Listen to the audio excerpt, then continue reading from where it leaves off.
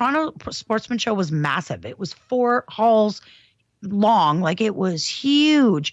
And I know personally, or for the CCFR in our booth, we broke records of membership sold and support shown, broken any record that we ever had before. So just a whopping success. Yeah, well, and we also had a lot of great volunteers, and we'll talk about volunteers right now for a couple of minutes. But let me preface this conversation right now. I was there to see the work of our volunteers, and it was a big booth, and it was busy. I know we had another show in Quebec. I know we had another show in Edmonton. So if we recognize people, it's not like we don't appreciate the work that people do. It's just I don't know. Like for me, I don't know where their shows go.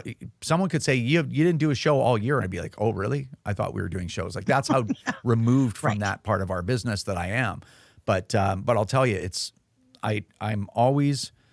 It's really difficult for me to express the level of gratitude I have for people that take their weekend out of everything else they have to do in their life. They take their weekend, and it costs them money to drive to these shows, to feed themselves during these shows, sometimes to stay overnight places. Like I just can't express the gratitude I have for people helping us like that.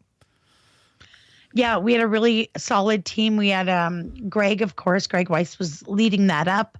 But in Toronto alone, we had Mark, Patrick, Ashley, Nick, Terry, Anna, Paul, Shannon, Baz, and the other Greg. And it was, it was wild. We actually also had your wife come to the booth. And it's funny, driving home yesterday, Colin says, it was sort of like having your mom in the booth. She was super helpful, super friendly. Hey, come on in. What are you looking for? Can I find you a size? Are you a member? Do you need a membership here? Let me help you. She was so great. It was just adorable. And I thought, that's exactly what it's like having your mom in the booth. It was wonderful.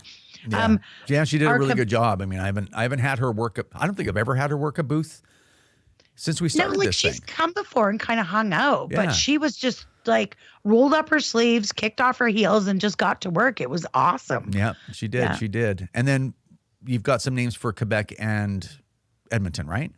Yeah, so I kind of grabbed these just off of Facebook. So if I'm missing anybody, don't think that I don't appreciate you or Rod and I don't appreciate you. We absolutely do. But, I'm just scrolling through other people's posts to find out who was where. But in Quebec, we had Sophie, Sadie, Martin, Robert, Michelle, and Luke. And in Edmonton, I found Joe, Tammy, and Todd. So I know there was probably other volunteers there, like I said, and we appreciate all of you. In fact, we're coming out to Alberta in just a couple of weeks. Rod and I will both be at the Calgary Easter Gun Show, April 7th and 8th at Seven Chiefs Sportsplex. So Alberta, we are coming for you. Yeah, make sure that you come down if you're in the area. As you said, both of us will be there. We'll be there for a little chat, a handshake, talk about what's going on with us, the whole thing. So April 4th, what was it, 4th and 5th? 7th and 8th. 7th and 8th. So the Friday and the Saturday on the Easter long weekend.